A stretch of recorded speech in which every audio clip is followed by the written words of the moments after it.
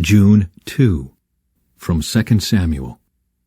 Then King David sent Zadok and Abiathar the priests to say to the elders of Judah, "Why are you the last ones to welcome back the king into his palace? For I have heard that all Israel is ready. You are my relatives, my own tribe, my own flesh and blood. So why are you the last ones to welcome back the king?" And David told them to tell Amasa, "Since you are my own flesh and blood, like Joab, may God strike me and even kill me if I do not appoint you as commander of my army in his place." Then Amasa convinced all the men of Judah, and they responded unanimously. They sent word to the king, "Return to us and bring back all who are with you." David's return to Jerusalem. So the king started back to Jerusalem. And when he arrived at the Jordan River, the people of Judah came to Gilgal to meet him and escort him across the river. Shimei, son of Gera, the man from Bahurim in Benjamin, hurried across with the men of Judah to welcome King David. 1,000 other men from the tribe of Benjamin were with him, including Ziba, the chief servant of the house of Saul, and Ziba's 15 sons and 20 servants. They rushed down to the Jordan to meet the king. They crossed the shallows of the Jordan to bring the king's household across the river, helping him in every way they could. David's mercy to Shimei. As the king was about to cross the river, Shimei fell down before him. "My lord the king, please forgive me," he pleaded. "Forget the terrible thing your servant did when you left Jerusalem. May the king put it out of his mind. I know how much I sinned. That is why I have come here today, the very first person in all Israel to greet my lord the king." Then Abishai, son of Zeruiah, said, "Shimei should die, for he cursed the Lord's anointed king." "Who asked your opinion, you sons of Zeruiah?" David exclaimed. "Why have you become my adversary today? This is not a day for execution, but for celebration. Today I am once again the king of Israel." Then, turning to Shimei, David vowed, "Your life will be spared." David's kindness to Mephibosheth. Now Mephibosheth, Saul's grandson, came down from Jerusalem to meet the king. He had not cared for his feet, trimmed his beard, or washed his clothes since the day the king left Jerusalem. "Why didn't you come with me, Mephibosheth?" the king asked him. Mephibosheth replied, "My lord the king, my servant Ziba deceived me. I told him, 'Saddle my donkey so I can go with the king, for as you know I am crippled.' Ziba has slandered me by saying that I refuse to come. But I know that my lord the king is like an angel of God, so do what you think is best. All my relatives and I could expect only death from you, my lord. But instead you have honored me by allowing me to eat at your own table. What more can I ask?" "You've said enough," David replied. "I've decided that you and Ziba will divide your land equally between you." "Give him all of it," Mephibosheth said. "I am content just to have you safely back again, my lord the king." David's kindness to Barzillai. Barzillai of Gilead had come down from Rogelim to escort the king across the Jordan. He was very old, about 80, and very wealthy. He was the one who had provided food for the king during his stay in Mahanaim. "Come across with me and live in Jerusalem," the king said to Barzillai. "I will take care of you there." "No," he replied. "I am far too old to go with the king to Jerusalem. I am 80 years old today, and I can no longer enjoy anything. Food and wine are no longer tasty, and I cannot hear the singers as they sing. I would only be a burden to my lord the king. Just to go across the Jordan River with the king is all the honor I need. Then let me return again to die in my own town, where my father and mother are buried. But here is your servant, my son Kimham. Let him go with my lord the king and receive whatever you want to give him." "Good," the king agreed. "Kimham will go with me, and I will help him in any way you would like, and I will do for you anything you want." So all the people crossed the Jordan with the king. After David had blessed Barzillai and kissed him, Barzillai returned to his own home. The king then crossed over to Gilgal, taking Kimham with him. All the troops of Judah and half the troops of Israel escorted the king on his way. An argument over the king. But all the men of Israel complained to the king, "The men of Judah stole the king and didn't give us the honor of helping take you, your household, and all your men across the Jordan." The men of Judah replied, "The king is one of our own kinsmen. Why should this make you angry? We haven't eaten any of the king's food or received any special favors." "But there are 10 tribes in Israel," the others replied. "So we have 10 times as much right to the king as you do. What right do you have to treat us with such contempt? Weren't we the first to speak of bringing him back to be our king again?" The argument continued back and forth, and the men of Judah spoke even more harshly than the men of Israel. There happened to be a troublemaker there named Sheba, son of Bichri, a man from the tribe of Benjamin.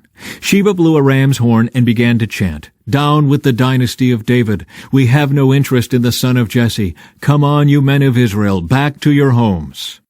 So all the men of Israel deserted David and followed Sheba, son of Bichri. But the men of Judah stayed with their king and escorted him from the Jordan River to Jerusalem.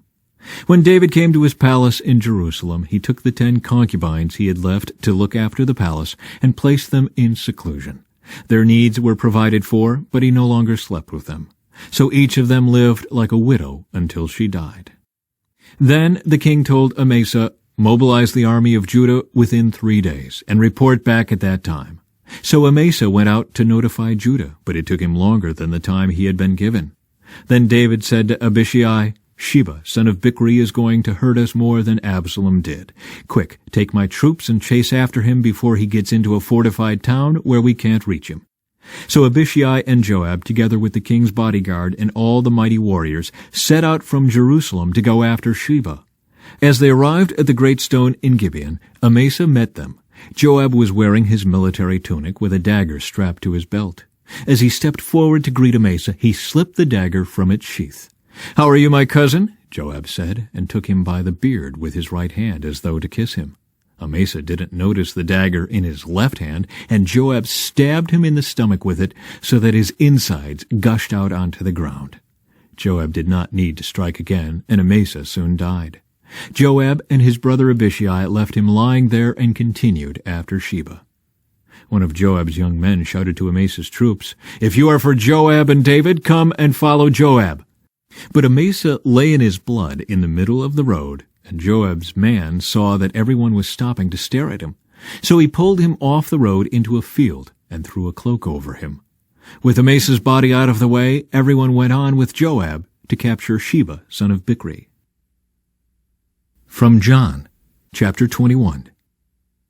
Later, Jesus appeared again to the disciples beside the Sea of Galilee. This is how it happened. Several of the disciples were there: Simon Peter, Thomas, nicknamed the Twin, Nathanael from Cana in Galilee, the sons of Zebedee, and 2 other disciples. Simon Peter said, "I'm going fishing." "We'll come too," they all said. So they went out in the boat, but they caught nothing all night. At dawn, Jesus was standing on the beach, but the disciples couldn't see who he was. He called out, "Fellows, have you caught any fish?" "No," they replied. Then he said, "Throw out your net on the right-hand side of the boat, and you'll get some." So they did, and they couldn't haul in the net because there were so many fish in it. Then the disciple Jesus loved said to Peter, "It's the Lord." When Simon Peter heard that it was the Lord, he put on his tunic, for he had stripped for work, jumped into the water, and headed to shore. The others stayed with the boat and pulled the loaded net to the shore, for they were only about 100 yards from shore. When they got there, they found breakfast waiting for them, fish cooking over a charcoal fire, and some bread. "Bring some of the fish you've just caught," Jesus said. So Simon Peter went aboard and dragged the net to the shore. There were 153 large fish, and yet the net hadn't torn. "Now come and have some breakfast," Jesus said. None of the disciples dared to ask him, "Who are you?" They knew it was the Lord. Then Jesus served them the bread and the fish. This was the 3rd time Jesus had appeared to his disciples since he had been raised from the dead. After breakfast, Jesus asked Simon Peter, "Simon, son of John, do you love me more than these?" "Yes, Lord," Peter replied. "You know I love you." "Then feed my lambs," Jesus told him. Jesus repeated the question, "Simon, son of John, do you love me?" "Yes, Lord," Peter said. "You know I love you." "Then take care of my sheep," Jesus said. A 3rd time he asked him, "Simon, son of John, do you love me?" Peter was hurt that Jesus asked the question a third time. He said, "Lord, you know everything. You know that I love you." Jesus said, "Then feed my sheep. I tell you the truth. When you were young, you were able to do as you liked. You dressed yourself and went wherever you wanted to go. But when you are old, you will stretch out your hands, and others will dress you and take you where you don't want to go." Jesus said this to let him know by what kind of death he would glorify God. Then Jesus told him, "Follow me." Peter turned around and saw behind them the disciple Jesus loved, the one who had leaned over to Jesus during supper and asked, "Lord, who will betray you?" Peter asked Jesus, "What about him, Lord?" Jesus replied, "If I want him to remain alive until I return, what is that to you? As for you, follow me." So the rumor spread among the community of believers that this disciple wouldn't die. But that isn't what Jesus said at all. He only said, "If I want him to remain alive until I return, what is that to you?" This disciple is the one who testifies to these events and has recorded them here. And we know that his account of these things is accurate. Jesus also did many other things. If they were all written down, I suppose the whole world could not contain the books that would be written. Psalm 120. I took my troubles to the Lord. I cried out to him, and he answered my prayer. Rescue me, O Lord, from liars and from all deceitful people. O deceptive tongue, what will God do to you? How will he increase your punishment? You will be pierced with sharp arrows and burned with glowing coals.